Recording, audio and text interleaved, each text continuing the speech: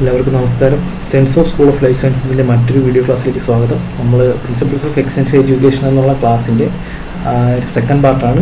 ആദ്യത്തെ ക്ലാസ് നമ്മൾ ലൈവായിട്ട് എടുത്തതാണ്. അപ്പോൾ അതിൽ നമ്മൾ എന്താണ് എക്സ്റ്റൻഷൻ എന്നുള്ള വേർഡ് എന്താണ്, അതിലെന്തൊക്കെയാണ് യൂസ് ചെയ്യുന്നത്, 15 പ്രിൻസിപ്പിൾസ് യൂസ് ചെയ്താണ് എക്സ്റ്റൻഷൻ ആക്ടിവിറ്റീസ് നടത്തുന്നത് തുടങ്ങിയ കാര്യങ്ങളെല്ലാം നോക്കിയായിരുന്നു.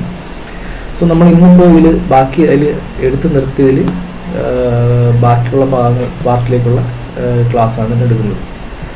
നമ്മൾ എക്സ്റ്റൻഷൻ ടീച്ചിങ് മെത്തേഡ്സ് എന്താണെന്നുള്ളത് തൊട്ടാണ് നമ്മളിനി പറയാനുള്ളത്. നമ്മളത് പറഞ്ഞു നിർത്തിയത് എന്താണ് കമ്പോണൻ്റ് ഓഫ് ലേണിംഗ് സിസ്റ്റമാണ്. എന്തൊക്കെ കമ്പോണൻ്റാണ് ഒരു ലേണിംഗ് സിസ്റ്റത്തിലുള്ളതെന്നാണ്.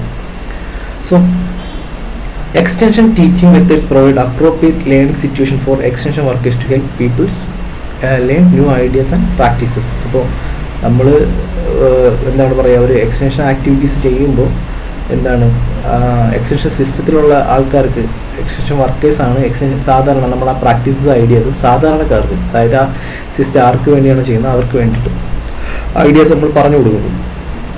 സോ അതിനകത്തൊരു ലേണിംഗ് സിറ്റുവേഷൻ ഉണ്ട്, ഒരു ടീച്ചിങ് സിറ്റുവേഷൻ ഉണ്ട്. So all methods have their own advantages and limitation. അപ്പോൾ നമ്മൾ ഈ പറഞ്ഞു കൊടുക്കുക, അപ്പോൾ ഒരു ലേണിംഗ് ചെയ്യുന്ന ആൾക്ക് ഇത് എക്സ്റ്റൻഷൻ, ഇത് ടീച്ചിങ് മെത്തേഡ് പറഞ്ഞു കൊടുക്കുക എന്ന് പറയുമ്പോൾ ഒരു പ്രാക്ടീസാണ്. സോ അതിന് കുറേ മെത്തഡോളജീസ് യൂസ് ചെയ്യുന്നുണ്ട്, മെത്തേഡ്സ് യൂസ് ചെയ്യുന്നുണ്ട്.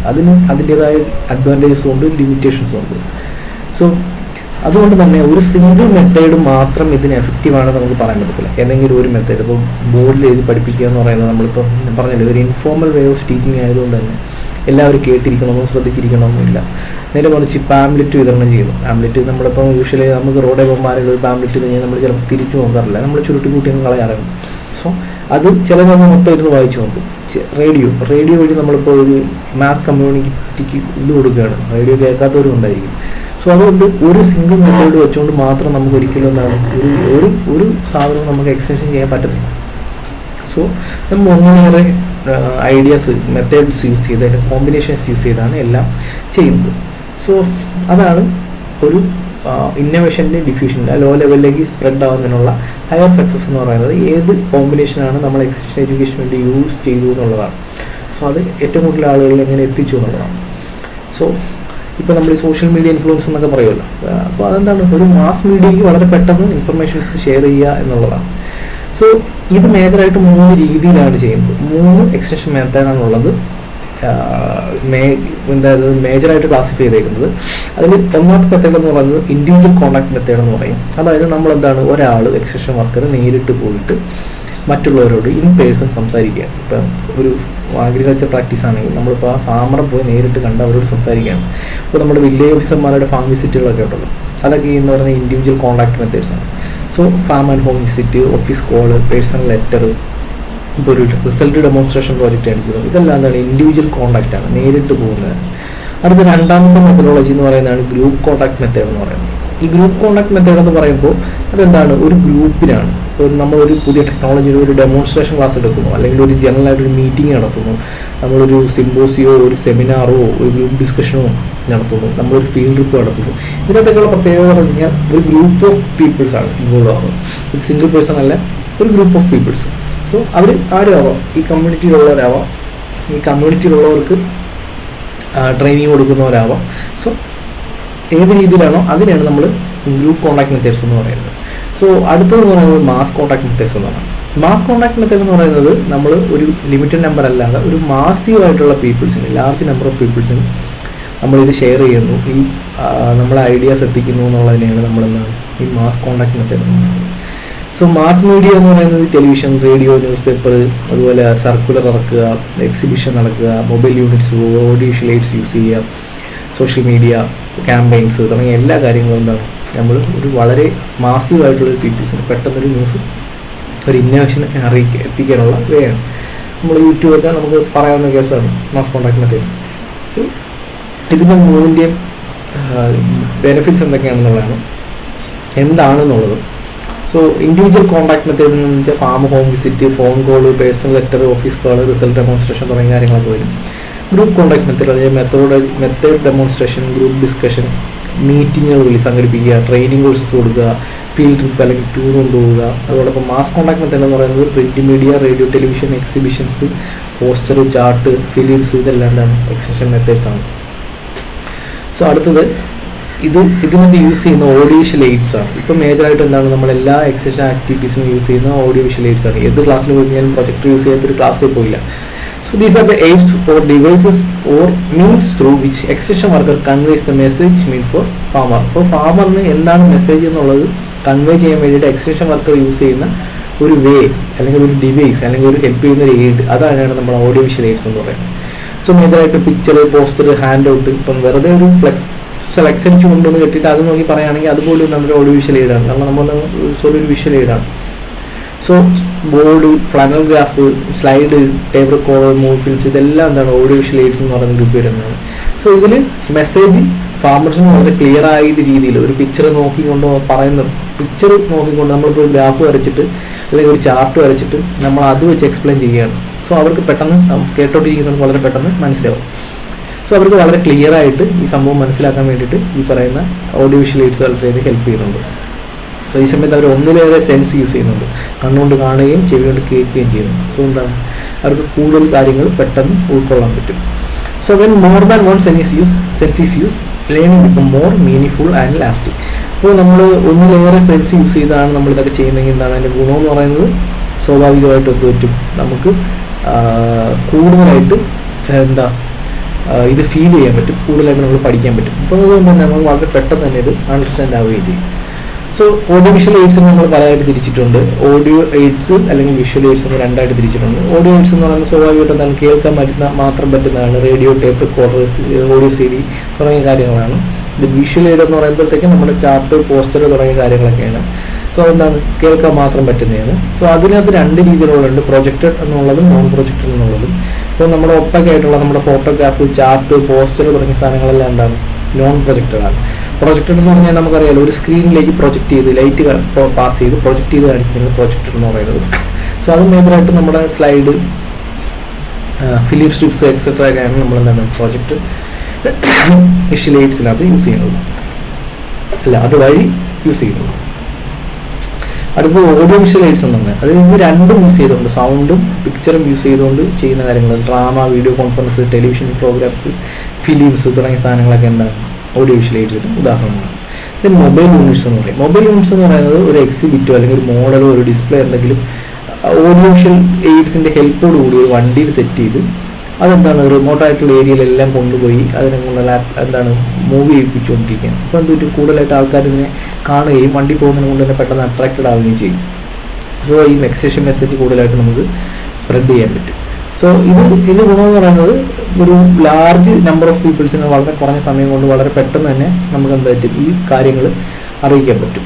പേപ്പർ വായിക്കാത്ത, റേഡിയോ കാണാത്ത ആയ ആൾക്കാരെ നമുക്ക് എന്താണ് ഈ മെസ്സേജ് കൺവേ ചെയ്യിപ്പിക്കുക എന്ന് പറയുന്നത് കുറച്ചുകൂടെ ഈസി ആയിരിക്കും ഈ പറയുന്ന മൊബൈൽ യൂണിറ്റ്സ് യൂസ് ചെയ്യുമ്പോൾ. സോ അടുത്ത എക്സ്റ്റൻഷൻ മെത്തേഡ്സ് വരുന്ന മേജറായിട്ടുള്ള ഒരു മെത്തഡോളജിയാണ് ട്രിക്കിൾ ഡൗൺ സിസ്റ്റം എന്ന് പറയുന്നത്. ഇത് അക്വാകൾച്ചർ എക്സ്റ്റൻഷന് വേണ്ടി, റൂറൽ ഡെവലപ്മെൻറ്റിന് അക്വാകൾച്ചർ എക്സ്റ്റൻഷന് വേണ്ടിയിട്ട് മാത്രം മേജറായിട്ടും ഡെവലപ്പായി വന്ന അക്വാകൾച്ചർ സിസ്റ്റത്തിലൂടെ ഡെവലപ്പായി വന്ന ഒരു പ്രാക്ടീസാണ് ഈ ട്രിക്കിൾ ഡൗൺ സിസ്റ്റം എന്ന് പറയുന്നത്. സോ ട്രിക്കിൾ ഡൗൺ സിസ്റ്റം എന്ന് പറയുന്നത് അല്ലെങ്കിൽ TDS എന്ന് പറയുന്നത് FAO United Nations Development Programme പ്രോജക്റ്റിൻ്റെ ഭാഗമായിട്ട് ഫിഷറീസ് സെക്ടറിൻ്റെ ഇൻസ്റ്റിറ്റ്യൂഷൻ സംഘടനയ്ക്ക് വേണ്ടി വന്ന ഒരു അപ്രോച്ചാണ്. സോ ഇത് ബംഗ്ലാദേശിലാണ് ആദ്യമായിട്ട് പൈലറ്റ് സ്കെയിലിൽ ഇംപ്ലിമെൻറ്റ് ചെയ്യുന്നത്. സോ അവിടെ അത് വളരെ സക്സസ് ആയിരുന്നു. റൂറലായിട്ടുള്ള പോൺ ഫിഷ് കൾച്ചറിൻ്റെ ഡെവലപ്മെൻറ്റിന് വേണ്ടിയിട്ടാണ് FAO ഈ പ്രോജക്റ്റ് അവിടെ ഇംപ്ലിമെൻറ്റ് ചെയ്യുന്നത്. സോ 1990-കളിൽ അവിടെ ഒരു 60 ഫിഷ് ഫാമേഴ്സിനെ സെലക്ട് ചെയ്തിട്ടുണ്ട്. അവർക്കുള്ള ആനുവൽ പ്രൊഡക്ഷൻ എന്ത് പറ്റി 10,000 per kilogram എന്നുള്ളതിൽ നിന്നും അറ്റ്ലീസ്റ്റ് 1,000 per kilogram എന്നുള്ളതിൽ നിന്നും 2,000 per kilogram എന്നുള്ള രീതിയിലേക്ക് പ്രൊഡക്ഷൻ ഇൻക്രീസ് ചെയ്യുക എന്നുള്ള ഉദ്ദേശത്തിൽ കൊണ്ടുവന്നൊരു അപ്രോച്ചാണ് ഈ TDS എന്ന് പറയുന്നത്. സോ മേജറായിട്ടും ഫാമേഴ്സിന് സെലക്ഷൻ അവർക്ക് ഈ 60 പേർക്ക് ട്രെയിനിങ് കൊടുക്കുന്നു. അതിനുശേഷം അവർ കാർപ്പിൻ്റെ സെമി ഇൻറ്റൻസീവ് പോളികൾച്ചറിന് അവർക്ക് ടെക്നിക്കൽ സപ്പോർട്ട് കൊടുക്കുന്നു. സോ ഫാമിലി എക്സ്പെർട്ടുകൾ വിസിറ്റ് ചെയ്യുന്നു. അവർ ഫാമേഴ്സിൻ്റെ പോണ്ടിൽ നോക്കിയിട്ട് അവർ കൃത്യമായിട്ട് എന്തൊക്കെ ചെയ്യണം, എങ്ങനെയൊക്കെ ചെയ്യണം എന്നുള്ള കാര്യത്തെപ്പറ്റി കൃത്യമായിട്ടുള്ള ട്രെയിനിങ് കൊടുക്കുകയാണ്. സോ അതാണ് ഈ പറയുന്ന ട്രിക്കിംഗ് മെത്തേഡിൻ്റെ ഇംപ്ലിമെൻറ്റേഷൻ അപ്രോച്ച് ചെയ്ത ആദ്യത്തേത്. അതിനുശേഷം ഇതിനകത്ത് നമ്മൾ ഒരു ഫിനാൻഷ്യൽ സപ്പോർട്ടോ ഒരു മെറ്റീരിയൽ സപ്പോർട്ടോ ഫാമേഴ്സിന് കൊടുക്കുന്നില്ല. അവർ ആകെ കൊടുക്കുന്നത് എന്താണ് ടെക്നിക്കൽ സപ്പോർട്ട് മാത്രമാണ്. സോ സോ എന്നിട്ട് ഇവർ ഈ പറഞ്ഞ 60 പേരെ അവരുടെ റിസൾട്ട്, അവർക്ക് ഈ ട്രെയിനിങ് കൊടുത്ത് അവരുടെ പ്രൊഡക്ഷൻ വരുമല്ലോ, അവരെ റിസൾട്ട് ഡെമോൺസ്ട്രേഷൻ ഫാമേഴ്സ് എന്ന് പറയും. സോ റിസൾട്ട് ഡെമോൺസ്ട്രേഷൻ ഫാമേഴ്സ് എന്ന് പറയുന്ന ഈ പറയുന്ന ആൾക്കാർ, അതായത് ഇത് എല്ലാം പഠിച്ച് ട്രെയിനിങ് കിട്ടിയ ഈ 60 പേര് ഇത് പറ്റി അവരുടെ നെയ്ബറിംഗ് ആയിട്ടുള്ള, ഓരോരുത്തരും നെയ്ബറിംഗ് ആയിട്ടുള്ള 10 ഫിഷ് ഫാമേഴ്സിനെ സെലക്ട് ചെയ്ത് അവർക്ക് ട്രെയിനിങ് കൊടുക്കും. സോ ഈ ഫിഷ് ഫാമേഴ്സിന് ഡെമോൺസ്ട്രേഷൻ കൊടുക്കുകയും അവർക്ക് ട്രെയിനിങ് കൊടുക്കുകയും ചെയ്യുന്ന ഈ റിസൾട്ട് ഡെമോൺസ്ട്രേഷൻ ഫാമേഴ്സ് ഈ 10 പേര് വെച്ചാകുമ്പോൾ 60 പേര് 10 പേര് വെച്ചാകുമ്പോൾ 600 പേർക്ക്, അവർ വീണ്ടും അടുത്ത 10 പേർക്ക് കൊടുക്കുമ്പോഴത്തേക്ക് ഏകദേശം 6000 പേർക്ക്. അപ്പം മാസീവായിട്ടുള്ള ഒരു പീപ്പിളിന് വളരെ പെട്ടെന്ന് തന്നെ ഇതിന് ട്രെയിനിങ് കൊടുക്കാൻ പറ്റും. കാരണം ഇതിന് 60 പേർക്ക് ട്രെയിനിങ് കൊടുക്കുന്നതിന് മാത്രമാണ് നമ്മൾ ഈ പ്രോജക്റ്റ് ഇംപ്ലിമെൻറ്റ് ചെയ്യുന്നവർക്ക് ചിലവ് വരികയും മെനക്കെട് വരികയും നമുക്ക് ചെയ്യുന്നത്. ബാക്കിയുള്ളതൊക്കെ ഈ താഴോട്ട് പോകുന്ന ചെയ്യുന്നവർ അവരുടെ എക്സ്പീരിയൻസ് വെച്ചാണ് ഷെയർ ചെയ്യുന്നത്. So these fish farmers are invited to participate in training and demonstration which are carried out by the bounds of RDF. അപ്പോൾ ഈ റിസൾട്ട് ഡെമോൺസ്ട്രേഷൻ ഫാമേഴ്സിൻ്റെ ഫാമുകളിൽ ഈ 10 ഫാമേഴ്സ്, നിയർ ബൈ ആയിട്ടുള്ള 10 ഫാമേഴ്സിനെ മേടിച്ച് അവർക്ക് ട്രെയിനിങ് കൊടുക്കുകയും അവരെ റിസൾട്ട് ഡെമോൺസ്ട്രേറ്റ് ചെയ്ത് കൊടുക്കുകയും ചെയ്യും. സോ ഇത് 1000 നിന്നും 2000 ഇവരുടെ പ്രൊഡക്ഷൻ ഒരു ഉദ്ദേശിച്ചെങ്കിലും ഏകദേശം പ്രൊഡക്ഷൻ സൈക്കിൾ കഴിഞ്ഞപ്പോൾ ഇവരുടെ annual production 3500 kilogram per hectare എന്നുള്ള രീതിയിലേക്ക് പ്രൊഡക്ഷൻ കിട്ടിയപ്പോൾ അവർ ഇരട്ടിയാക്കാൻ നോക്കിയപ്പോൾ അവർക്ക് അതിൽ കൂടുതൽ പ്രൊഡക്ഷൻ കിട്ടുകയാണ് ചെയ്തത്. സോ അതുകൊണ്ട് തന്നെ നമ്മുടെ പ്രോജക്റ്റ് വളരെ സക്സസ് ആയിരുന്നു. So the project could achieve outstanding performance and succeed in developing new extension model for the technology transfer.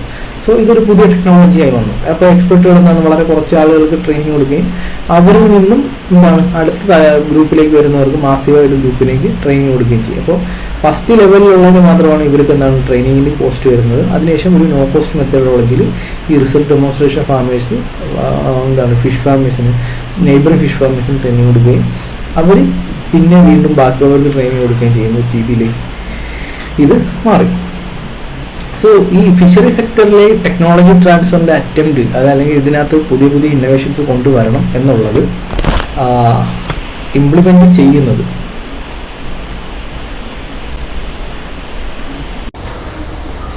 Okay. അപ്പോൾ ഈ എർലിയർ അറ്റംപ്റ്റ് എന്തൊക്കെയാണ് ചെയ്തതെന്നുള്ളതാണ്. അപ്പോൾ നമ്മൾ 1928 റോയൽ കമ്മീഷൻ ഓഫ് അഗ്രികൾച്ചർ, അതായത് ബ്രിട്ടന്റെ കീഴിലായിരുന്നല്ലോ അന്ന സമയത്ത്. അപ്പോൾ റോയൽ കമ്മീഷൻ ഓഫ് അഗ്രികൾച്ചർ എന്ന് പറയുന്ന ഒരു കമ്മീഷൻ വന്നിട്ട് നമ്മൾ ഇവിടുത്തെ ഫിഷറി സെക്ടറിന്റെ എന്താണ് അവസ്ഥ തുടങ്ങിയ കാര്യങ്ങളെ പറ്റി ജഡ്ജ് ചെയ്യാനായിട്ട് കമ്മീഷൻ ഒരു ഇത് നടത്തി. അവരുടെ പഠനത്തിൽ എന്ന് വെച്ച് കഴിഞ്ഞാൽ നമ്മുടെ ഫിഷിംഗ് സെക്ടർ അതിന് കിട്ടുന്ന യൂട്ടിലിറ്റി വെച്ച് നോക്കുന്നത് റവന്യൂ എമൗണ്ട് ഓഫ് റവന്യൂ ഏണ്ടും അതിന്റെ യൂട്ടിലിറ്റിയും കൂടെ നമുക്ക് കറക്റ്റായിട്ട് നോക്കുമ്പോഴത്തേക്കും അവർക്ക് ജഡ്ജ് ചെയ്തു ഒരു അത് കൃത്യമായിട്ട് ജഡ്ജ് ചെയ്തിട്ടില്ല എന്ന് നമുക്ക് മനസ്സിലായി. അത് ഈ കിട്ടുന്ന റവന്യൂ എങ്ങനെയാണെന്ന് കൃത്യമായിട്ട് ഡിപ്പാർട്ട്മെന്റിനോ ഗവൺമെന്റിനോ അറിയത്തില്ല എന്നുള്ള കാര്യം അവർക്ക് മനസ്സിലായി. സോ അതിനുശേഷം അവരാണ് ആദ്യമായിട്ട് ഇവിടെ ടെക്നോളജി ട്രാൻസ്ഫർ ചെയ്യണം, ഇവിടെ ഈ പ്രൊഡക്ഷൻ കൂട്ടണം തുടങ്ങിയ കാര്യങ്ങളെ പറ്റിയൊക്കെ ഒരു ഏർലി സ്റ്റേജ് സ്റ്റഡി തുടങ്ങുന്നത്. അതിനുശേഷം ഗ്രോ മോർ ഫുഡ് ക്യാമ്പയിൻ എന്ന് പറഞ്ഞിട്ട് 1940 ഒരു ക്യാമ്പയിൻ വന്നിട്ട് ഫിഷറി സെക്ടറിൽ എല്ലാ ഫുഡ് ഐറ്റംസിൻ്റെയും നമ്മുടെ ഇവിടെ സ്റ്റാർവേഷനൊക്കെ നടക്കുന്നുണ്ട്. ഒരുപാട് എല്ലാ സെക്ടറിലും ഫുഡ് പ്രൊഡക്ഷൻ കൂട്ടണം എന്നുള്ളതുകൊണ്ട് തന്നെ എന്ത് പറ്റി ഈ പറയുന്ന ക്യാമ്പയിൻ തുടങ്ങുകയും അതിൽ ഫിഷറി സെക്ടറും വരികയും ചെയ്യും.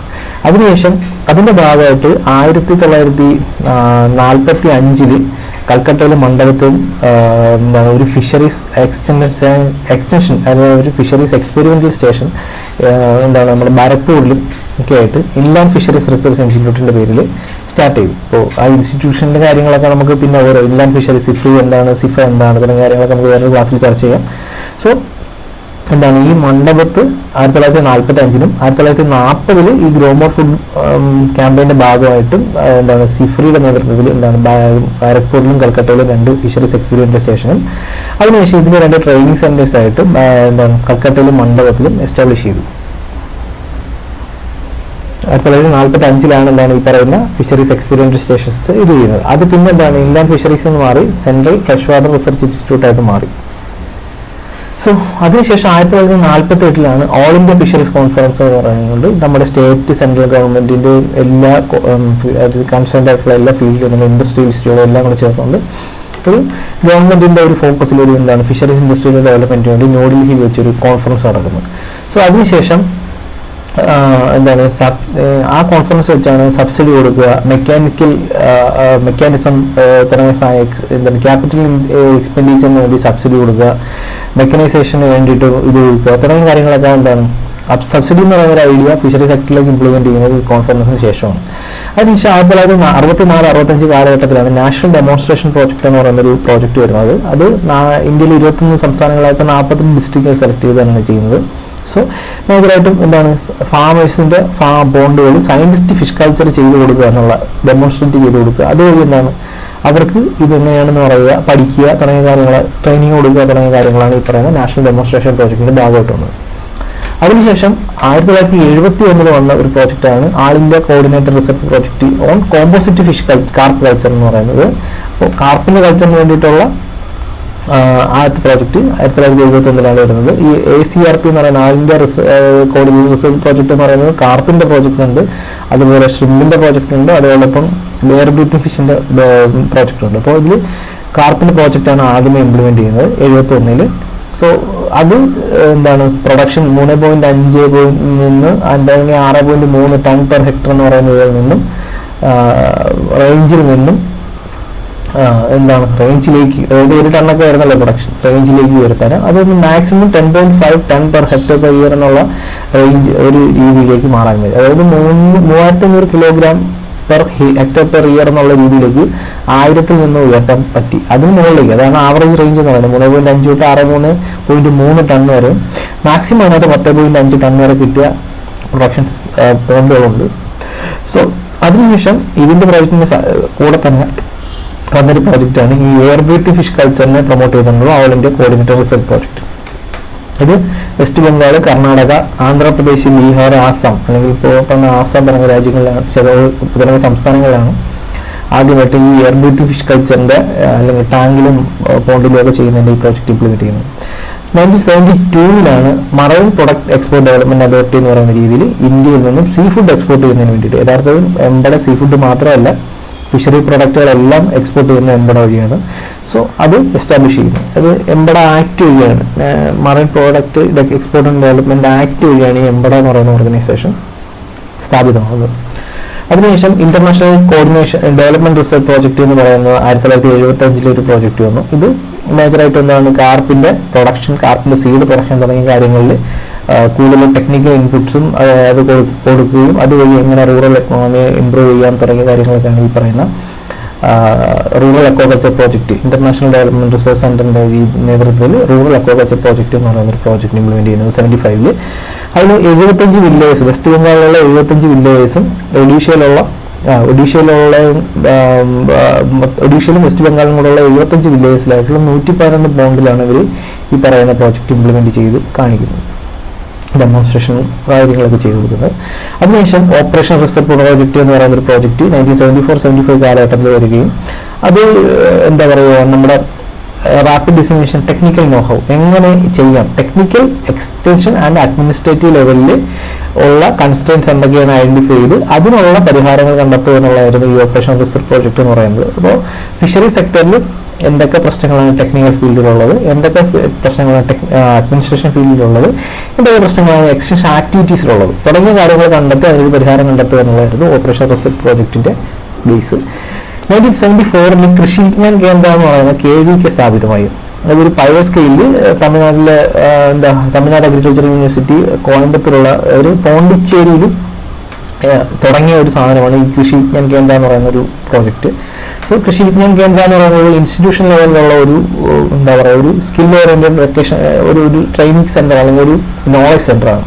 സോ ഇവർക്ക് ഈ KVKയിലേക്ക് വരുമ്പോൾ എന്താണ് ഒരു ഗ്രാസ് റൂട്ട് ലെവൽ ഇൻസ്റ്റിറ്റ്യൂഷൻ ലെവലാണ് സാധനമാണ്. അപ്പം ഇൻസ്റ്റിറ്റ്യൂഷനിൽ നിന്നുള്ള സയന്റിസ്റ്റുകൾ തുടങ്ങിയ എന്താണ് റിസർച്ചേഴ്സ് തുടങ്ങിയ കാര്യങ്ങളെല്ലാം എന്താ പറയുക ട്രെയിനിങ് കൊടുക്കുകയും വൊക്കേഷണൽ ട്രെയിനിങ് കൊടുക്കുകയും അതോടൊപ്പം എക്സ്റ്റൻഷൻ ആക്ടിവിറ്റീസ് ഫിഷ് ഫാമേഴ്സിന് ചെയ്യുകയും ഒക്കെ ചെയ്യുന്നൊരു സംഭവമാണ്. അപ്പം ഇതിനകത്ത് agronomy, animal husbandry, horticulture, fisheries, home science ഇതിനകത്ത് എല്ലാത്തിലും ഫിഷ് ഫാമേഴ്സിന്, അൺഎംപ്ലോയിഡ് യൂത്തിന്, എക്സ്റ്റൻഷൻ വർക്കേഴ്സിന് ഇവർക്കെല്ലാം എന്താണ് കൃത്യമായ ട്രെയിനിങ് കൊടുക്കുക എന്നുള്ളതാണ് ഈ KVK എന്ന കൃഷി വിജ്ഞാൻ കേന്ദ്രം വഴി ഉദ്ദേശിക്കുന്നത്. ട്രെയിനിങ് മാത്രമല്ല അവർക്ക് എന്തെങ്കിലും സംശയങ്ങളുണ്ടെങ്കിൽ അത് ക്ലിയർ ചെയ്ത് കൊടുക്കുന്നത് ഈ KVK വഴിയാണ്. സോ ഇന്ത്യയിൽ മൊത്തത്തിൽ ഇങ്ങനെ 74 ഒരു എന്താ പറയുക ഒരു പോണ്ടിച്ചേരി തുടങ്ങിയ ഒരു പൈലറ്റ് സ്കെയിൽ തുടങ്ങിയ ഒരു പ്രോജക്റ്റ് ഇപ്പോൾ ഇന്ത്യയിൽ 8 ഡിഫറൻറ്റ് സോണിലായിട്ട് 591 കൃഷി വിജ്ഞാന കേന്ദ്രമാണ് ഇപ്പോൾ നമ്മളിവിടെ മൊത്തത്തിലുള്ളത്. സോ അതിനുശേഷം 1979 പ്രോജക്റ്റ് വേൾഡ് ബാങ്കിന്റെ ഫണ്ടഡ് ആയിട്ടുള്ള ഇൻലാൻഡ് ഫിഷറീസ് പ്രോജക്റ്റ് വരുന്നു. ഇത് മേജറായിട്ടും ഫിഷ് സീഡ് ഹാച്ചറീസിന്റെ കൺസ്ട്രക്ഷന് വേണ്ടിയിട്ടാണ്. സോ വേൾഡ് ബാങ്കിന്റെ ഹെൽപ്പോടുകൂടി ഉത്തർപ്രദേശ്, വെസ്റ്റ് ബംഗാൾ, ബീഹാർ, മധ്യപ്രദേശ്, ഒഡീഷ തുടങ്ങിയ സ്റ്റേറ്റുകളിലാണ് ഈ പ്രൊജക്ട് ചെയ്തത്. ഇതിനകത്ത് ഒരു 63 ഹാച്ചറീസ് ഈ പറയുന്ന വേൾഡ് ബാങ്കിന്റെ ഹെൽപ്പോടുകൂടി എസ്റ്റാബ്ലിഷ് ചെയ്യാൻ പറ്റി. സോ ഇത് എന്താണ് ഈ ഒരു ബേസിക്കലി എന്ന് വെച്ച് കഴിഞ്ഞാൽ ഒരു ആൾറെഡി എക്സിസ്റ്റിംഗ് കമ്മ്യൂണിറ്റിയിൽ എന്താ പറയുക എക്സ്റ്റൻഷൻ ആക്ടിവിറ്റീസ് വഴി ഒരു പ്രൊഫഷണലിസം കൊണ്ടുവരിക എന്നുള്ളതായിരുന്നു ഈ പറയുന്ന വേൾഡ് ബാങ്കിന്റെ ഈ പ്രോജക്റ്റിന്റെ ഇൻലാൻഡ് ഫിഷറീസ് പ്രോജക്റ്റിന്റെ മേജർ ആയിട്ടുള്ള എയിം. അതോടൊപ്പം അഡ്മിനിസ്ട്രേഷൻ ലെവലിൽ എക്സ്റ്റൻഷൻ ലെവലിൽ ഒരു പ്രൊഫഷണലിസം കൊണ്ടുവരിക. സോ അതോടൊപ്പം അവർ എന്താണ് പ്രോപ്പർ ആയിട്ടുള്ള ഫണ്ടിങ് കൂടെ കൊടുത്ത് ഹാച്ചറീസിന് കൂടി ഒരു എന്താണ് സീഡ് പ്രൊഡക്ഷൻ കൂടി ആവശ്യത്തിന് പ്രൊഡ്യൂസ് ചെയ്യുക എന്നുള്ളതായിരുന്നു പ്രോജക്റ്റ്. ദെൻ അതിനുശേഷം 1979 പ്രോജക്റ്റാണ് ലാബ് ടു ലാൻഡ് പ്രോജക്റ്റ് എന്ന് പറയുന്നത്. ഇത് എന്താ പറയുക ഒരു മാർജിനൽ ഫാമേഴ്സിന് മേജറായിട്ടും ടെക്നോളജി റിസർച്ച് ലബോറട്ടറി എന്നുള്ള ടെക്നോളജി എത്രയും പെട്ടെന്ന് എന്താണ് എത്തിക്കുകയും അതുവഴി എക്കണോമിക് കണ്ടീഷൻസും എല്ലാം കൂട്ടുകയും തുടങ്ങിയ സാധനമാണ്. സോ കൂട്ടുക എന്നുള്ള ഉദ്ദേശത്തിൽ തുടങ്ങിയാണ്. So enhanced fish production from aquaculture points also obtain under this project. ഇപ്പോൾ അവരുടെ എക്കണോമിക് കണ്ടീഷൻസ് കൂട്ടാൻ വേണ്ടിയിട്ട് ചെയ്യുക എന്ന് പറയുന്നതാണ് അവരുടെ പ്രൊഡക്ഷൻ കൂട്ടി കൊടുക്കുക. സോ യൂഷ്വലി എന്താണ് പ്രൊഡക്ഷൻ കൂടി.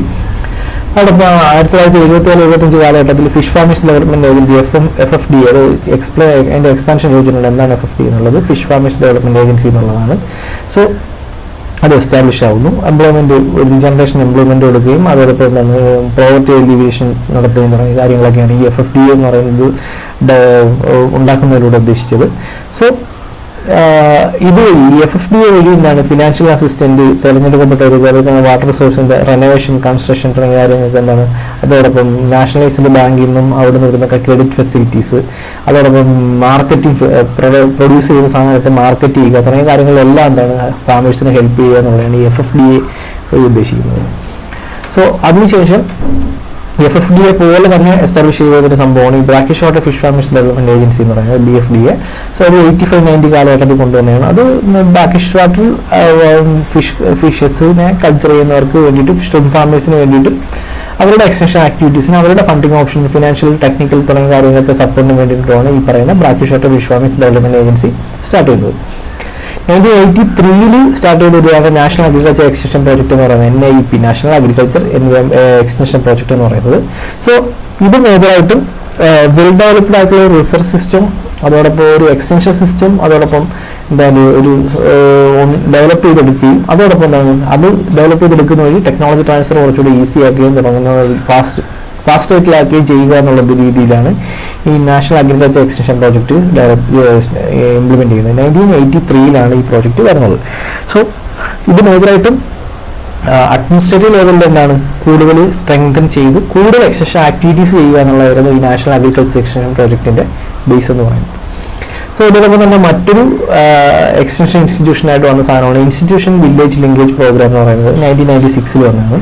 സോ ഇതെന്ന് പറയുന്നത് എന്താ ടെക്നോളജി എന്താണ് ഒരു ബയോഫിസിക്കൽ സോഷ്യോ എക്കണോമിക് കൺസ്ട്രെയിന്റിന്റെ ലൈറ്റിൽ നിന്നും എന്താണ് അസസ്മെന്റും റിഫൈൻമെന്റും നടത്തി എന്താണ് ഫാമേഴ്സിന് കൃത്യമായ പാർട്ടിസിപ്പേഷനും ട്രെയിനിങ്ങും കൊടുത്ത് അവരുടെ എന്താണ് സക്സസിൽ എത്തിക്കുക ഇൻക്രീസ് ചെയ്യുക പ്രൊഡക്ഷൻ ഇൻക്രീസ് ചെയ്യുക തുടങ്ങിയ പ്രോജക്റ്റാണ് നമ്മുടെ ഇൻസ്റ്റിറ്റ്യൂട്ട് വില്ലേജ് ലിങ്ക്ഡ് പ്രോഗ്രാം എന്ന് പറയുന്നത് IVLP എന്ന് പറയുന്നത് 1996.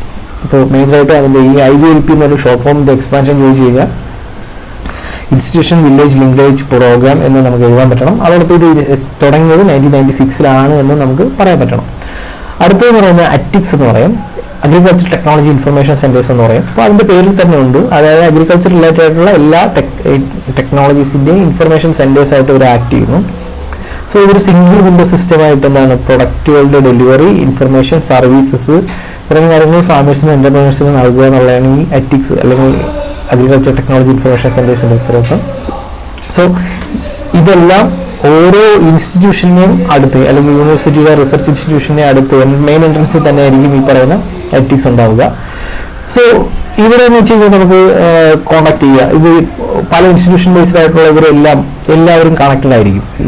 ഒരു ലൊക്കേറ്റ് ചെയ്തിരിക്കുന്ന എന്താണ് ATIC മറ്റൊരു ATIC വേറെ എവിടെയെങ്കിലും ഉള്ളൊരു ATIC ആയിട്ടും ലിങ്ക്ഡ് ആയിരിക്കും. മൊത്തത്തിൽ എന്താണ് ഒരു 44 ATIC ആണ് അഗ്രികൾച്ചറൽ ടെക്നോളജി ഇൻഫർമേഷൻ സെന്റേഴ്സ് ആണ് ഇന്ത്യയിൽ ഇപ്പോൾ ഉള്ളത്. അതിൽ 3 എണ്ണമാണ് സ്പെഷ്യലൈസ്ഡ് ഫിഷറീസ് റിസർച്ച് ഇൻസ്റ്റിറ്റ്യൂഷനിൽ മാത്രമായിട്ടാണ് വർക്ക് ചെയ്യുന്നത്. ഫിഷറീസിൻ്റെ ഫിഷ് ഫാമേഴ്സിൻ്റെ ആവശ്യങ്ങൾക്ക് വേണ്ടിയിട്ട് മാത്രം ഇതിന് വേണ്ടിയിട്ട് സ്പെസിഫിക് ആയിട്ട് 3 സെന്റേഴ്സ് വർക്ക് ചെയ്യുന്നത്. സോ നമുക്ക് അവിടുന്ന് മാത്രമല്ല, ഇത് തമ്മിൽ കണക്റ്റഡ് ആയതുകൊണ്ട് ഈ 46 എണ്ണത്തിൽ എവിടെ പോയി കഴിഞ്ഞാൽ നമുക്ക് ഇതിൻ്റെ ആവശ്യങ്ങൾ നമുക്ക് വേണ്ട ഇൻഫർമേഷൻസ് നമുക്ക് അവിടെ നിന്ന് ലഭിക്കും. സോ 2000 ലോഞ്ച് ചെയ്ത മറ്റൊരു പ്രോഗ്രാമാണ് ജൈവിജ്ഞാൻ മിഷൻ എന്ന് പറയുന്നത്. ഇത് ന്യൂട്രീഷൻ സെക്യൂരിറ്റി ഫിഷ് പ്രൊഡക്ഷൻ വഴി ട്രൈബൽ ഏരിയയിലും മറ്റും എന്താണ് ഫിഷ് പ്രൊഡക്ഷൻ ഇൻക്രീസ് ചെയ്യുക, food security, nutrition food security കൂട്ടുക അല്ലെങ്കിൽ ഇൻഷുർ ചെയ്യുക എന്നുള്ള ഒരു പ്രോജക്റ്റാണ് ജൈവിജ്ഞാൻ മിഷൻ എന്ന് പറയുന്നത്. ഇത് നമ്മുടെ ഒഡീഷ, ഛത്തീസ്ഗഡ്, ആസാം തുടങ്ങിയിട്ടുള്ള ഹില്ലി ഏരിയാസിലാണ്. അപ്പോൾ അവിടെ പ്രോപ്പറായിട്ട് എന്താണ് പുറത്തുനിന്നുള്ള സാധനങ്ങൾ എത്തിക്കുക, അവരുടെ ന്യൂട്രീഷൻ പ്രശ്നങ്ങൾ ഇൻസെക്യൂരിറ്റി ഫീൽ ചെയ്യുകയൊക്കെ ചെയ്യുന്നതുകൊണ്ടാണ് ഇങ്ങനെ പ്രോജക്റ്റ് ഇത് ചെയ്യുന്നത്. So transfer of technology project അതോടൊപ്പം തന്നെ വരികയും അതെന്താണ് കൂടുതൽ ആളുകളിലേക്ക് ടെക്നോളജീസിനെ അഡോപ്റ്റ് ചെയ്യാനായിട്ട് എന്താ പറയുക 70s and 80s വന്ന പ്രോജക്റ്റാണ് ഈ ട്രാൻസ്ഫർ ഓഫ് ടെക്നോളജി എന്ന് പറയുന്നത്. സോ അത് കൂടുതൽ ആളുകളിലേക്ക് എത്തിക്കാൻ വേണ്ടിയിട്ട് ഹെൽപ്പ് ചെയ്തു. So transfer of technology TOT എന്ന് പറയുന്നത്, അതായത് ടെക്നോളജി എന്ന് പറയുന്നത് എന്താണ്, വേ ഓഫ് മേക്കിംഗ് അല്ലെങ്കിൽ ഡൂയിങ് തിങ്സ്, ഒരു കാര്യം എങ്ങനെ ഉണ്ടാക്കാം അല്ലെങ്കിൽ എങ്ങനെ ചെയ്യാം എന്നതിനെയാണ് നമ്മൾ ടെക്നോളജി എന്ന് പറയുന്നത്. സോ മേജറായിട്ട് ടെക്നോളജി എന്ന് പറയുന്നത് ടെക്നെ അല്ലെങ്കിൽ ലോജിയ എന്ന് പറയുന്നത് മീനിങ് എന്താണ്, craft. So logia means the area of study, art or craft, art അല്ലെങ്കിൽ ഒരു ക്രാഫ്റ്റിനെ ഏരിയ ഓഫ് സ്റ്റഡി എന്ന് പറയുന്ന 2 അർത്ഥം വരുന്ന ടെക്നെ ആൻഡ് ലോജിയ തുടങ്ങിയ സാധനങ്ങൾ ചേർന്ന് 2 ഗ്രീക്ക് വേർഡ് ചേർത്താണ് ടെക്നോളജി എന്ന് പറയുന്ന വേർഡ് വരുന്നത്. സോ അതിന് നമ്മൾ കൃത്യമായൊരു ഡെഫിനിഷൻ അല്ല, നമ്മൾ കൃത്യമായൊരു എക്സ്പ്ലനേഷൻ കൊടുത്താൽ it's a design for instrumental action that reduces the uncertainty in cause effect relationship involve achieving a desired outcome.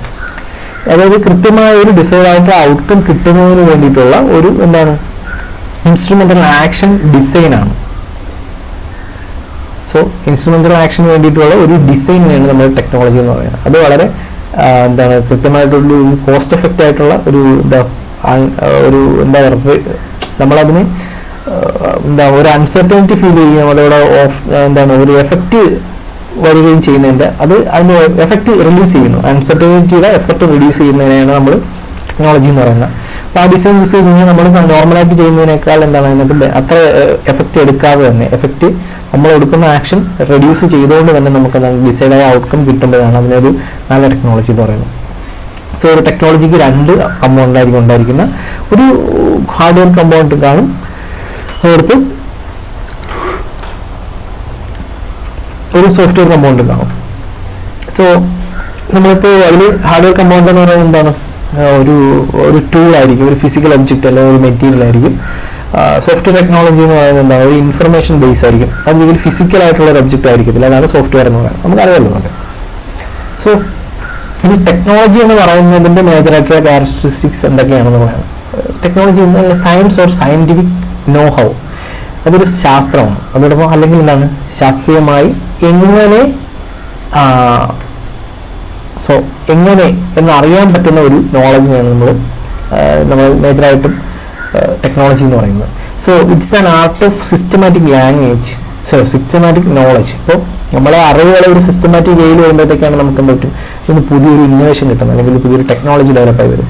ഇപ്പോൾ എന്താ പറയുക, നമ്മുടെ ഫ്രിക്ഷൻ ഫോഴ്സ് എന്ന് പറയുന്ന ഒരു സംഭവം നമുക്കറിയാം, പക്ഷെ അതിനെ എങ്ങനെ യൂട്ടിലൈസ് ചെയ്യുമ്പോൾ നമുക്ക് വണ്ടിയുടെ ബ്രേക്കിങ്ങിന് യൂസ് ചെയ്യാം എന്നുള്ളത് എന്ന് പറയുന്നത് എന്താണ്, അതൊരു സിസ്റ്റമാറ്റിക് നോളജാണ്. അപ്പോൾ വെറുതെ നമ്മളെന്താണ് ഫ്രിക്ഷണൽ ഫോഴ്സ് റോഡിലുണ്ടാവും, ഫ്രിക്ഷണൽ ഫോഴ്സ് എല്ലായിടത്തും ഉണ്ടാവും. 2 ഇതിലും നമ്മൾ ചെയ്യുമ്പോഴത്തേക്കും ഉദ്ദേശിച്ച ഡിസ്ക് ബ്രേക്കിംഗ് അല്ല, പഴയ ബ്രേക്ക് പാഡ് യൂസ് ചെയ്തിട്ടുള്ള ബ്രേക്കിംഗ് ആണ്. സോ അപ്പം ആ ബ്രേക്ക് പാഡ് എന്ന് പറയുന്ന ഒരു സാധനം വെച്ച് അവിടെ ഫ്രിക്ഷൻ ഫോഴ്സ് അപ്ലൈ ചെയ്യുമ്പോൾ വണ്ടിയുടെ സ്പീഡ് കുറയും എന്ന് പറയുന്നത് ഒരു സിസ്റ്റമാറ്റിക് നോളജാണ്. കുറേ നോളജുകൾ ഒരു വേ ഓഫ് സിസ്റ്റമാറ്റിക്സിൽ വയ്ക്കുമ്പോഴത്തേക്കാണ് നമ്മളതൊരു ടെക്നോളജി ആയി വരുന്നത്. സോ അതിൻ്റെ പ്രാക്ടിക്കൽ അതിനൊരു യൂട്ടിലിറ്റി ഉണ്ടായിരിക്കണം, അതിനൊരു പ്രൊഡക്ഷൻ പൊട്ടൻഷ്യാലിറ്റി ഉണ്ടായിരിക്കണം. ഇതൊക്കെയാണ് മേജറായിട്ട് ടെക്നോളജിയുടെ ക്യാരക്ടറിസ്റ്റിക്സ് എന്ന് പറയുന്നത്. സോ നമ്മൾ ചുരുക്കി പറഞ്ഞു കഴിഞ്ഞാൽ നമുക്ക് ഇതിനെന്താണ് systematic knowledge of science or scientific know how which may be practically utilised in related field for the purpose of boosting the production potentiality. അതായത് പ്രൊഡക്ഷൻ പൊട്ടൻഷ്യാലിറ്റി കൂട്ടുന്നതിന് വേണ്ടിയിട്ട് റെസ്പെക്റ്റഡ് ആയിട്ട് റിലേറ്റഡ് ആയിട്ടുള്ള ഫീൽഡിന് വേണ്ടിയിട്ട് നമ്മൾ എന്താണ് ഒരു സിസ്റ്റമാറ്റിക് നോളജ് ഓഫ് സയൻസിനെ നമ്മളെന്താണ് പ്രാക്ടിക്കലി യൂട്ടിലൈസ് ചെയ്യുന്നു. അതിനെയാണ് നമ്മളെന്താണ് ചുരുക്കത്തിൽ ടെക്നോളജി എന്ന് ഒറ്റ വാക്കിൽ പറയുന്നത്. സോ നമ്മളിനി ടെക്നോളജി എന്താണെന്ന് പഠിച്ചു, ഇനി നമ്മൾ ടെക്നോളജി ട്രാൻസ്ഫർ എന്താണെന്ന് നോക്കണം.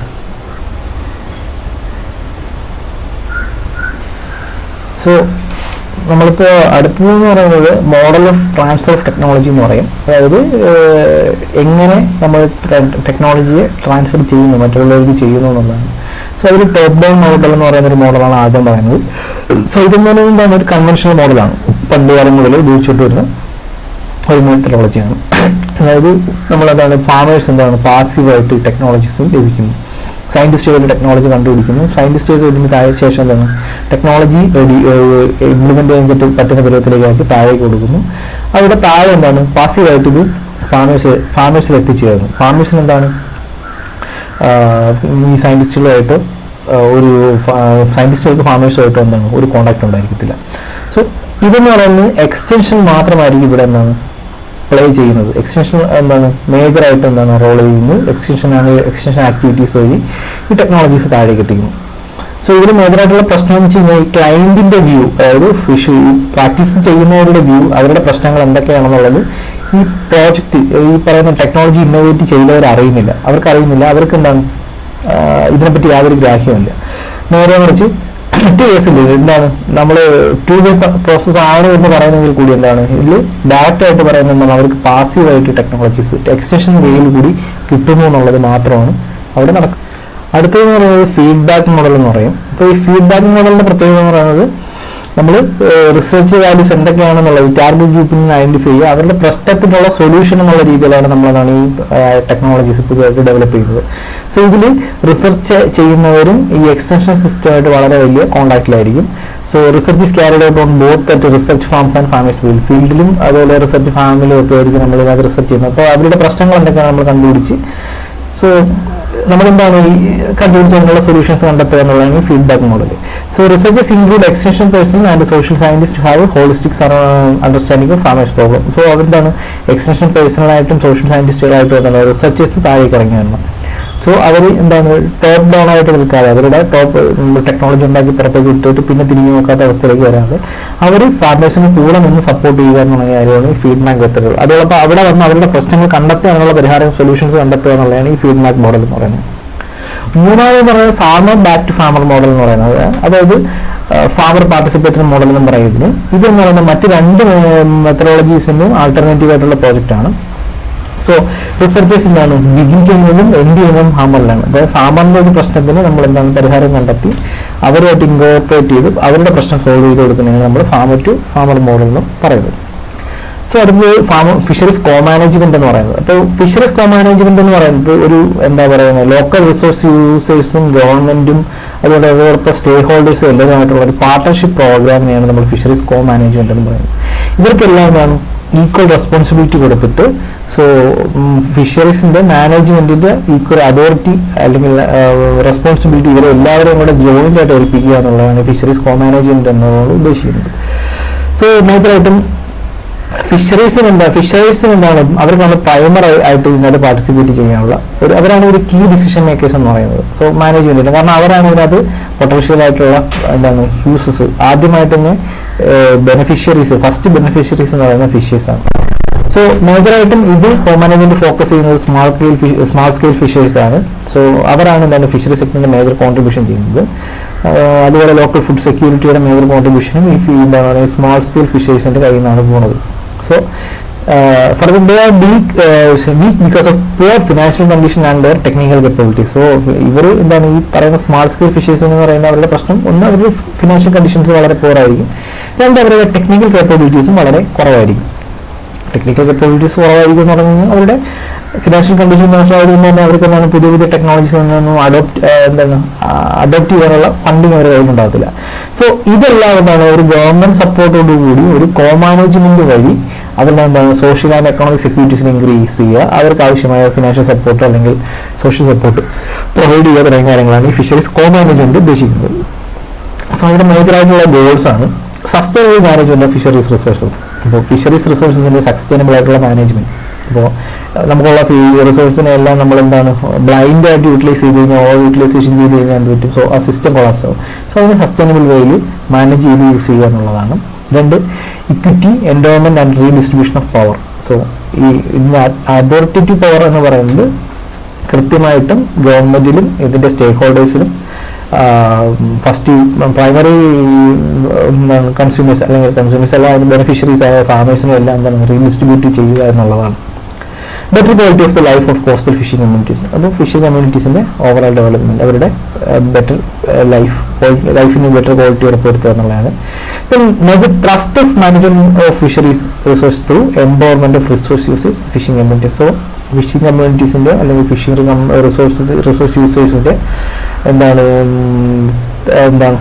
സസ്റ്റൈനബിൾ ആയിട്ടുള്ള മാനേജ്മെന്റും അതുവഴിയുള്ള എന്താണ് അതുവഴി അവരുടെ ഡെവലപ്മെന്റ്, സസ്റ്റൈനബിൾ ആയിട്ടുള്ള ഡെവലപ്മെന്റുമാണ് ഇതിന്റെ മേജർ ആയിട്ടുള്ള ട്രസ്റ്റ് എന്ന് പറയുന്നത്. സോ പ്രൊഡക്ഷൻ എന്ന് പറയുന്നത് ലൈറ്റ് ഓഫ് സസ്റ്റൈനബിലിറ്റി ആയിരിക്കും. അതോടൊപ്പം സ്റ്റേക്ക് ഹോൾഡേഴ്സും കൃത്യമായിട്ട് എന്താണ് ഇതിന് ഇൻവോൾവ് ചെയ്യുകയും റിസോഴ്സിന്റെ നേച്ചറിനനുസരിച്ച് ഡിപ്പെൻഡ് ചെയ്യുകയും ചെയ്യുന്നു. So management functions different issues delegate ചെയ്യുന്നു. അതോടൊപ്പം ഇതിന് ഒരു എല്ലാവരുമായിട്ടൊരു എന്താണ് ഒരു കോർഡിനേഷൻ മെക്കാനിസം എസ്റ്റാബ്ലിഷ്മെന്റ് ചെയ്യുന്നു. തുടങ്ങിയ കാര്യങ്ങളൊക്കെയാണ് ഇന്ന് ചെയ്യുന്നത്. സോ ഈ കോ മാനേജ്മെന്റും വിമനുമായിട്ടുള്ളതാണ്. വിമൻ എന്ന് പറയുന്നത് എന്താണ് ഈ കോ മാനേജ്മെന്റ് സിസ്റ്റത്തിന്റെ മേജർ ആയിട്ടുള്ള ഒരു പാർട്ടാണ്. ബിക്കോസ് എന്താണ് ഫിഷറി സെക്ടറിൽ അവരാണ് fishing trip, artisan fisheries, repairing net, marketing, value addition തുടങ്ങിയ കാര്യങ്ങളെല്ലാം ഒരു ഇന്റഗ്രൽ പാർട്ടാണ്. ഒരു ഡയറക്റ്റ് ഫിഷിങ്ങിന് പോകുന്നില്ല എന്ന് മാത്രമേ ഉള്ളൂ. ബാക്കി എല്ലാ കാര്യങ്ങളും ഫിഷിംഗ് ഫിഷിംഗ് ട്രിപ്പിന് വേണ്ടിയിട്ട് ഇതെല്ലാം പ്രിപ്പയർ ചെയ്യുക, വല റിപ്പയർ ചെയ്യുക, മാർക്കറ്റിംഗ്, അതോടൊപ്പം വാല്യൂ അഡിഷൻ തുടങ്ങിയ കാര്യങ്ങളെല്ലാം ചെയ്യുന്നതിൽ കൃത്യമായും വിമൻസിന്റെ പാർട്ടിസിപ്പേഷൻ ഉണ്ട്. So community will facilitate better management. Women's role in social networking and keeping good relation will help this process. So ഒരു ബെറ്റർ മാനേജ്മെന്റ് ഫെസിലിറ്റീസ് വേണം. അപ്പോൾ വുമൻസിനെ പറഞ്ഞാൽ നല്ല രീതിയിലൊരു സോഷ്യൽ നെറ്റ്വർക്കിംഗ് ഉണ്ടാക്കാൻ പറ്റും, മറ്റുള്ളവരോട് ഒരു ഗുഡ് റിലേഷൻഷിപ്പ് ഉണ്ടാക്കാൻ പറ്റും. അതെന്താണ് കോ മാനേജ്മെന്റ് നല്ല രീതിയിൽ യൂസ് ചെയ്യാൻ പറ്റും. Women can create better awareness on resource conservation and sustainable fisheries among the children of fisherfolk who will become the part of the co-management process later stage. ഇപ്പോൾ ഇന്നത്തെ കുട്ടികളാണ് നാളത്തെ യുവാക്കൾ അല്ലെങ്കിൽ നാളത്തെ വർക്കേഴ്സ് അല്ലെങ്കിൽ നാളത്തെ ഈ ബെനിഫിഷ്യറീസ് എന്ന് പറയുന്നത്. അവർ ഇതിനകത്ത് നാളത്തേക്ക് വരുമ്പോഴത്തേക്ക് അവർക്ക് എന്താണ് കൺസർവേഷൻ്റെ ആവശ്യകത, സസ്റ്റൈനബിളിൻ്റെ ആവശ്യകത തുടങ്ങിയ കാര്യങ്ങളെ പറ്റി കുട്ടികൾക്ക് ഒരു അവയർനെസ് ഉണ്ടായി കഴിഞ്ഞാൽ അവർ വളർന്നു വരുമ്പോൾ എന്താണ് അവർ കൃത്യമായിട്ട് അത് ആ സസ്റ്റൈനബിൾ വേയിൽ തന്നെ യൂട്ടിലൈസ് ചെയ്യും. സോ അതാണ് അതിൻ്റെ വിമന്റെ മേജറായിട്ടുള്ള പാർട്ടിസിപ്പേഷൻ എന്ന് പറയുന്നത്. സോ ഈ അടുത്തത് എന്ന് പറയുന്നത് റിസർച്ച് അല്ലെങ്കിൽ എക്സ്റ്റൻഷൻ ഓർഗനൈസേഷന്റെ റോളാണ്. സോ റിസർച്ച് ഓർഗനൈസേഷൻ മേജറായിട്ടും ടെക്നിക്കൽ ഗൈഡൻസ് കൊടുക്കുന്നതാണ്. അപ്പോൾ അവർക്ക് കൃത്യമായൊരു റോൾ ഉണ്ടായിരിക്കും. So scientific management, local fisheries റിസോഴ്സിന്റെ കൃത്യമായൊരു സയന്റിഫിക് മാനേജ്മെന്റിനുള്ള ഗൈഡൻസ് കൊടുക്കുന്ന എപ്പോഴും റിസർച്ച് ഓർഗനൈസേഷൻസ് ആയിരിക്കും. They have a help to community to stock assessment and stock rehabilitation. Stock അസസ്മെന്റിനും സ്റ്റോക്ക് റീഹാബിലിറ്റേഷനും എല്ലാം എന്താണ് റിസർച്ചേഴ്സ് ഹെൽപ്പ് ചെയ്യുന്നുണ്ട്. അതുപോലെ അവർ മോണിറ്റർ ചെയ്യുന്നുണ്ട്. സോ അവർ കൃത്യമായിട്ടുള്ള മാനേജ്മെന്റ് സ്ട്രാറ്റജീസ് എന്തൊക്കെയാണെന്ന് സജസ്റ്റ് ചെയ്യുന്നുണ്ട്. സോ അതോടൊപ്പം extension machinery should be geared to provide necessary service to these regard. അവർ അതിന് എക്സ്റ്റൻഷന് ആവശ്യമായ മെഷീനറീസും വീടും തുടങ്ങി ഇപ്പോൾ പോസ്റ്റർ, പാമ്പറ്റ് തുടങ്ങിയ കാര്യങ്ങളൊക്കെയാണ്. അതെല്ലാം എന്താണ് കൃത്യമായിട്ട് സപ്പോർട്ടീവായിട്ടും എല്ലാം പ്രൊവൈഡ് ചെയ്യുന്നത് ഈ റിസർച്ചേഴ്സ് അല്ലെങ്കിൽ റിസർച്ച് ഓർഗനൈസേഷൻസ് ആണ്. So extension machinery should provide a valuable service of sharing information between stakeholders and research organization. അപ്പോൾ ഈ എക്സ്റ്റൻഷൻ മെഷീനറി എക്സ്റ്റൻഷൻ വേയിലാണ് അങ്ങോട്ടും ഇങ്ങോട്ടും ടു വേ ഡയറക്ഷനിൽ എന്താണ് സ്റ്റേക്ക് ഹോൾഡേഴ്സിന് ആവശ്യമായ ഇൻഫർമേഷനും റിസർച്ച് ഓർഗനൈസേഷന് ആവശ്യമായ ഇൻഫർമേഷനും കൃത്യമായിട്ട് എന്താ ഷെയർ ചെയ്യും. അത് കമ്മ്യൂണിറ്റിയുടെ ഡെവലപ്മെന്റിന് വേണ്ടി യൂട്ടിലൈസ് ചെയ്യുകയും ചെയ്യും. സോ അതോടൊപ്പം ഈ ട്രഡീഷണൽ നോളജ് എന്ന് പറയുന്നത് വളരെ വൈറ്റലായിട്ടുള്ള ഇൻഫർമേഷൻസ് ആണ്. അതെല്ലാം കൃത്യമായി യൂസ് ചെയ്യുകയും സയന്റിഫിക് ആയിട്ട് വാലിഡേറ്റ് ചെയ്യുകയും അതിനെ കൃത്യമായിട്ട് ബാക്കിയുള്ള സ്ഥലങ്ങളിലേക്ക് അതിനെ ഇംപ്ലിമെന്റ് ചെയ്യാനും പറ്റുന്നതാണ് ഒരു ഓർഗനൈസേഷൻ. അതിനെല്ലാം എന്താണ് ഈ കോ മാനേജ്മെന്റ് ഹെൽപ്പ് ചെയ്യും. അതായത് റിസർച്ച് ഓർഗനൈസേഷനിൽ പാർട്ടിസിപ്പേറ്റ് ചെയ്യുന്ന വഴി നടക്കും. സോ ഇനി ഇതിന്റെ മേജറായിട്ടുള്ള അഡ്വാൻറ്റേജസ് ആണ് sustainable utilisation of local fishery resources. അപ്പോൾ ലോക്കൽ ഫിഷറി റിസോഴ്സസിന്റെ സസ്റ്റൈനബിൾ ആയിട്ടുള്ള യൂട്ടിലൈസേഷൻ, അതുപോലെ ലോക്കൽ ഫിഷറീസിന്റെയും അതിന്റെ ഹാബിറ്റാറ്റിന്റെയും കൺസർവേഷൻ.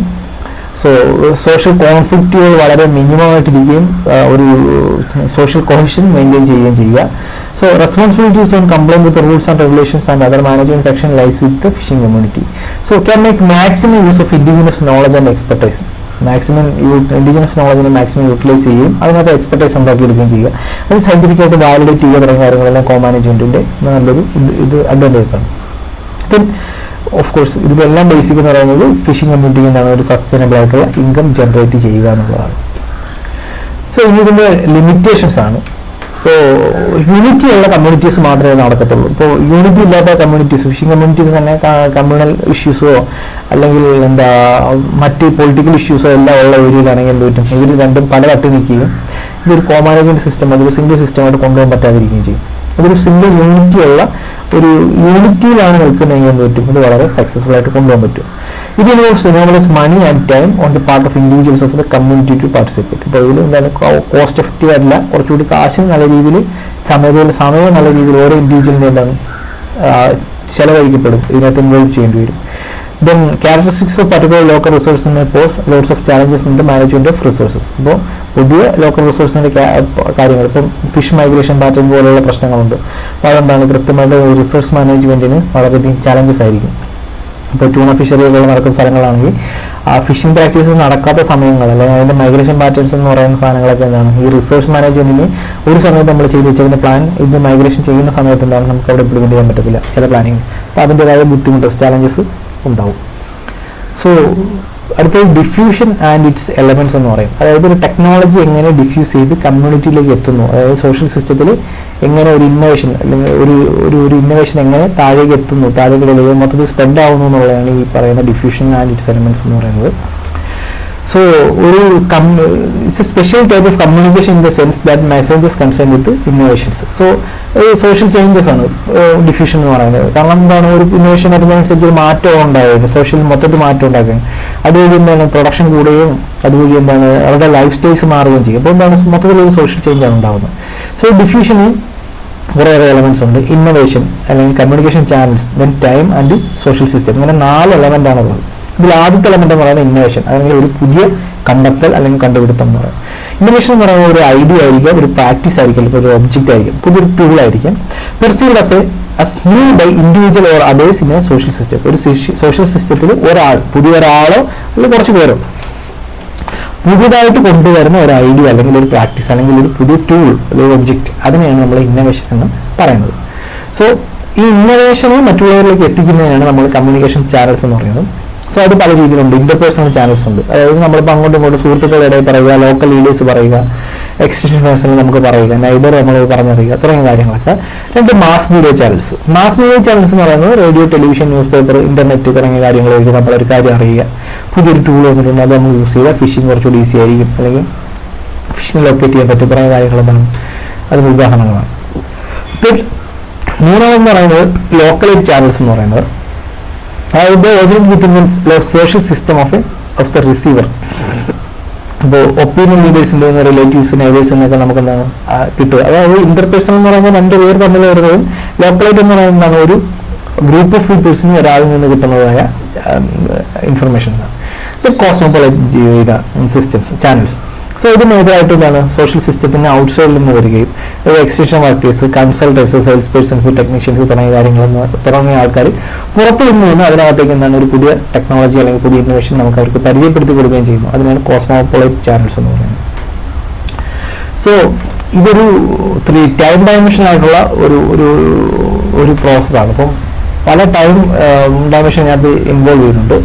സോ അത് ആദ്യത്തെ എന്ന് പറയുന്നത് in time of innovation decision process by which an individual passes from the first hearing അല്ലെങ്കിൽ knowledge of an innovation through adoption or rejection. ഇപ്പോൾ നമുക്കൊരു പുതിയ ഇന്നോവേഷൻ വരുമ്പോൾ അത് കേൾക്കുന്നു, അത് കൊള്ളൂല എന്ന് നമുക്ക് ഇഷ്ടപ്പെട്ടില്ല, അത് അഡോപ്റ്റ് ചെയ്യണോ റിജക്ട് ചെയ്യണോ എന്നുള്ളതാണ് ഫസ്റ്റ് ഡിസിഷൻ പ്രോസസ് എന്ന് പറയുന്നത്, ഇന്നോവേഷൻ ഡിസിഷൻ പ്രോസസ് എന്ന് പറയുന്നത്. അതാണ് ആദ്യത്തെ ടൈം ഡയമെൻഷൻ എന്ന് പറയുന്നത്. നമ്മളിപ്പോൾ ഒരു പുതിയ ടെക്നോളജി കേട്ടു, ഇത് കൊള്ളാം എന്ന് നമുക്ക് തോന്നിക്കഴിഞ്ഞാൽ അത് അഡോപ്റ്റ് ചെയ്യാണ്.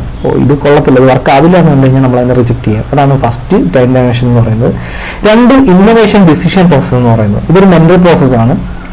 നമ്മളിപ്പോൾ എന്താണ് ഈ സാധനം അക്സെപ്റ്റ് ചെയ്താലും കൊള്ളാമെന്ന് നമ്മൾ തോന്നിയാൽ നമ്മൾ ഇതിനെ ഇംപ്ലിമെന്റ് ചെയ്യണോ അല്ലെങ്കിൽ ഇന്നോവേഷൻ ഇംപ്ലിമെന്റ് ചെയ്യണമോ അല്ലെങ്കിൽ എന്നുള്ള ഡിസിഷൻ എടുക്കുന്നത് അഡോപ്റ്റ് ഒരു ഡിസിപ്റ്റ് കൺഫേം ടു ദ ഡിസിഷൻ. നമ്മളെന്താണ് ഒരു ഇന്നോവേഷൻ ഡിസിഷൻ പ്രോസസ്സ് എന്ന് പറയുന്നത് ഒരു പ്രോസസ്സ് വഴിയാണ്, ഒരു മെന്റൽ പ്രോസസ്സ് വഴിയാണ്.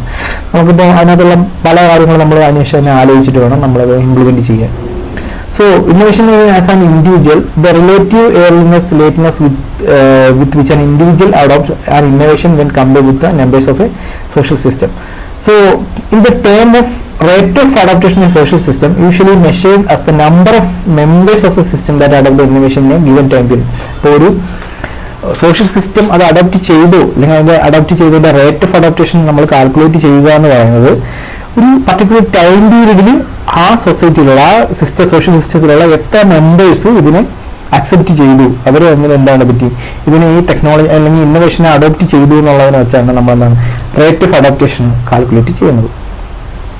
സോ ഈ റേറ്റ് ഓഫ് അഡോപ്റ്റേഷന്റെ കാറ്റഗറി വെച്ച് നമ്മൾ എന്താണ് അഡോപ്റ്റർ കാറ്റഗറീസ് പല കാറ്റഗറീസ് ആയിട്ട് 5 ആയിട്ട് തിരിച്ചിട്ടുണ്ട്. So these adopters in social system can be classified into 5 systems. So എന്താണ് അവരുടെ ഇന്നോവേറ്റീവ്നെസ്, അവർ എത്ര പെട്ടെന്ന് ഇതിനെ എന്താണ് അഡോപ്റ്റ് ചെയ്യുന്നു എന്നുള്ള ബേസിലാണ് ഇത് ചെയ്തേക്കുന്നത്. അവരാണ് ഇന്നോവേറ്റേഴ്സ് എന്നും ഏർലി അഡോപ്റ്റേഴ്സ് എന്നും early majority, late majority and laggards എന്നും 5 ആയിട്ട് തിരിച്ചിട്ടുണ്ട്. സോ ഇതിൽ ആദ്യത്തെ എന്ന് പറയുന്നത് ഇന്നോവേറ്റീവ്സ് ആയിരിക്കും. ഒരു സോഷ്യൽ സിസ്റ്റത്തിന്റെ ഫസ്റ്റ് ഏതൊരു ഇന്നോവേഷൻ വന്നാലും ഫസ്റ്റ് അഡോപ്റ്റ് ചെയ്യുക എന്ന് പറയുന്നത് ഈ ഇന്നോവേറ്റീവ്സ് എന്ന് പറയുന്നത്. ഇവർ വെഞ്ചർസം അല്ലെങ്കിൽ മറ്റ് കമ്മ്യൂണിറ്റീസിന്റെ ഹെഡ് ആളായിട്ടുള്ള ആൾക്കാരായിരിക്കും. വളരെ കുറച്ച് നമ്പർ ഓഫ് പീപ്പിൾസ് മാത്രമേ കാണത്തുള്ളൂ. ഇവരുടെ ആവശ്യത്തിൽ കൂടുതൽ ആവശ്യത്തിന് എന്താണ് ഫിനാൻഷ്യൽ സപ്പോർട്ട് വേണം.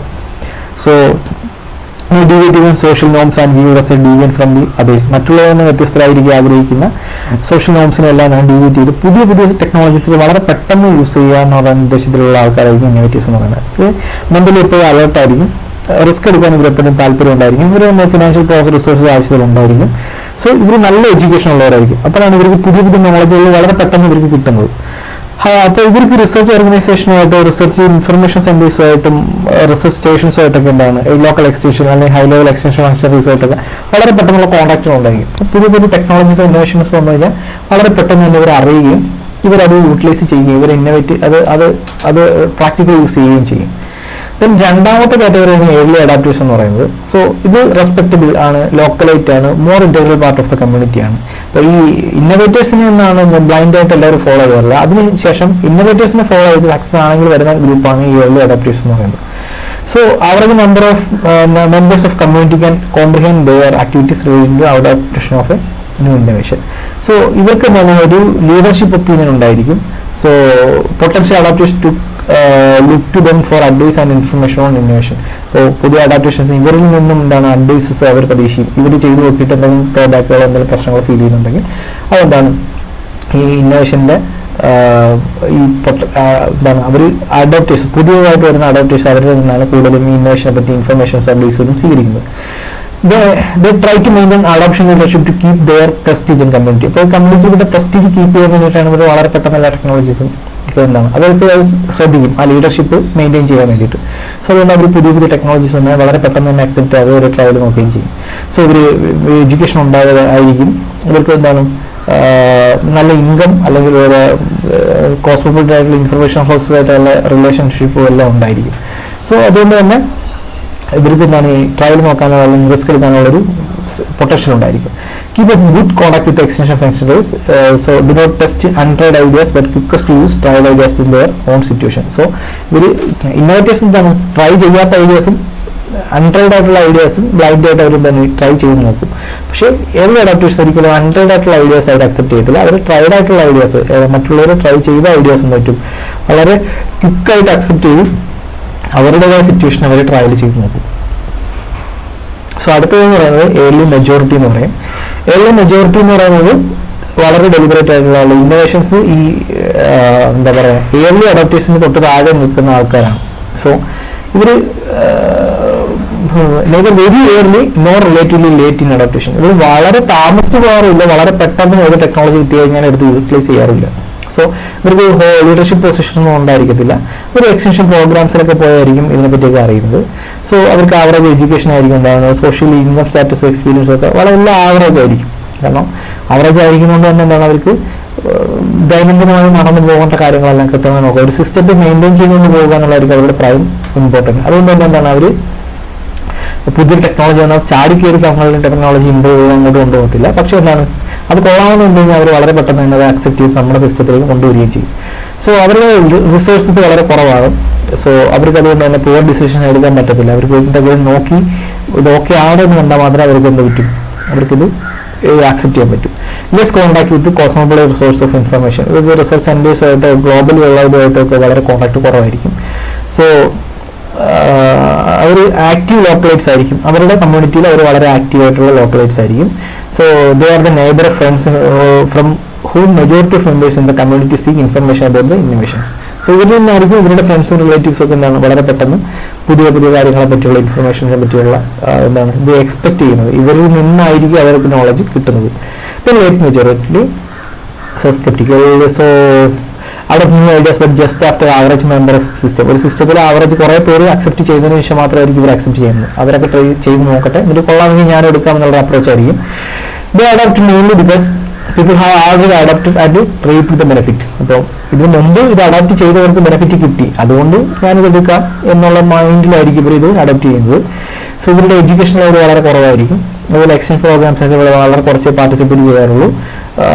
ലോക്കലായിട്ട് ആയിട്ടുള്ള സോഴ്സ് ഓഫ് ഇൻഫർമേഷൻ, അതായത് പറഞ്ഞില്ലേ നെയ്ബേഴ്സ്, ഫ്രണ്ട്സ് തുടങ്ങിയവരിൽ നിന്നായിരിക്കും ഇവർ കൂടുതൽ ഇൻഫർമേഷൻസ് കളക്ട് ചെയ്യുന്നത്. സോ പിയർ ഗ്രൂപ്പിന്റെ ഒരു ബാക്കിയുള്ള ഫാമേഴ്സിന്റെ എല്ലാം ഒരു പിയർ ഗ്രൂപ്പിന്റെ ഒരു മോട്ടിവേഷനും ഒരു പ്രഷറും അവർക്ക് ഉണ്ടായിരിക്കാൻ മാത്രമാണ്. അങ്ങനെയാണ് അവർ എന്താണ് ഈ പുതിയ ടെക്നോളജിയിലേക്ക് മാറുന്നത്. കൂടെ ഉള്ളവരെല്ലാം ഇമ്പ്രൂവ് ആയപ്പോൾ ഞാൻ മാത്രം ഇമ്പ്രൂവ് ആയില്ല എന്ന് തോന്നുമ്പോഴത്തേക്കാണ് ഇവർ ആ ടെക്നോളജി യൂസ് ചെയ്യുന്നത്. ഇതിന് അടുത്തത് ലെഗാർഡ്സ് എന്ന് പറയും. ലെഗാർഡ്സ് എന്ന് പറയുന്നത് ട്രഡീഷണൽ ആയിട്ടുള്ള പ്രാക്ടീസസ് ചെയ്യുന്നവരാണ്. അവർ ട്രഡീഷണൽ ആയിട്ടുള്ള സാധനത്തിൽ മാത്രം നിൽക്കുന്നവരാണ്. അവരാണ് ഒരു സിസ്റ്റത്തിലെ ഏറ്റവും ലാസ്റ്റ് ഒരു ഇന്നോവേഷനെ അഡോപ്റ്റ് ചെയ്യുന്നത്. ഇവരുടെ പ്രശ്നം എന്ന് വെച്ച് കഴിഞ്ഞാൽ ഇവർ എന്താണ് ആൾറെഡി എന്ത് ചെയ്തുകൊണ്ടിരിക്കുന്നു ആ ഒരു സിസ്റ്റത്തിൽ നിന്നും ഈ പുതിയതിലേക്ക് മാറാൻ ഇവർക്ക് ഒട്ടും താല്പര്യം ഉണ്ടാകത്തില്ല. സോ ഇവരെന്താണ് ഇന്നോവേഷൻസും ഇന്നോവേറ്റീവ്സിനും എല്ലാം സസ്പീഷ്യസ് ആയിട്ടായിരിക്കും നോക്കുന്നത്. ഇത് വളരെ ലോക്കലൈറ്റ് ആയിട്ടുള്ള ആളുകളോട്ട് മാത്രമേ ഇന്ററാക്ട് ചെയ്യാറുള്ളൂ. ഇവരുടെ എന്താണ് ട്രഡീഷണൽ വാല്യൂസിനായിരിക്കും ഒരു മുറുകെ പിടിക്കുക. എഡ്യൂക്കേഷൻ വളരെ കുറവോ അല്ലെങ്കിൽ എഡ്യൂക്കേഷൻ ഇല്ലാത്തൊരു സിസ്റ്റം ആയിരിക്കും. സോ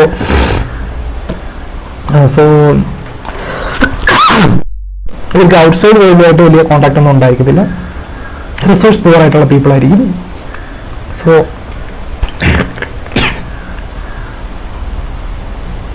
സോ റിസോഴ്സ് പുവർ ആയിട്ടുള്ള ആളുകളായിരിക്കും ഈ പറയുന്ന ലെഗേഴ്സ് എന്ന് പറയുന്നത്. അവരെന്താണ് അർബൻ ഇൻഫ്ലുവൻസ് വളരെ കുറച്ച് വളരെയധികം കുറവായിട്ടുള്ള ആൾക്കാരായിരിക്കും. ഇപ്പോൾ അവരെന്താണ് സോഷ്യലി എക്കണോമിക്കലി എല്ലാം മോസ്റ്റ് ഡിസഡ്വാൻറ്റേജ് ആയിട്ടുള്ള പീപ്പിൾസ് ആയിരിക്കും. കാരണം പുതിയ ഇന്നോവേഷൻസ് എന്ന് പറഞ്ഞു കഴിഞ്ഞാൽ അവർ വളരെ ബ്ലൈൻഡ് ആയിട്ട് അത് അക്സെപ്റ്റ് ചെയ്യത്തില്ല.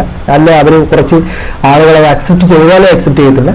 എല്ലാവരും അക്സെപ്റ്റ് ചെയ്തതിനു ശേഷം അവസാന നിമിഷമായിരിക്കും ഇവർ എന്താണ് ഈ സിസ്റ്റം അക്സെപ്റ്റ് ചെയ്യുന്നത്. ചിലപ്പോൾ അവർ അക്സെപ്റ്റ് ചെയ്യാതെ ഇരിക്കാം. സോ അങ്ങനെയുള്ള പീപ്പിൾസിനെയാണ് നമ്മൾ ലെഗാർഡ്സ് എന്ന് പറയുന്നത്. സോ ഇത്രയാണ് സോഷ്യൽ സിസ്റ്റത്തിലെ ഒരു പുതിയ ഇന്നോവേഷൻ വന്നു കഴിഞ്ഞാൽ അതിനെ അഡോപ്റ്റ് ചെയ്യുന്നതിൻ്റെ സ്റ്റേജസ് എന്ന് പറയുന്നത്.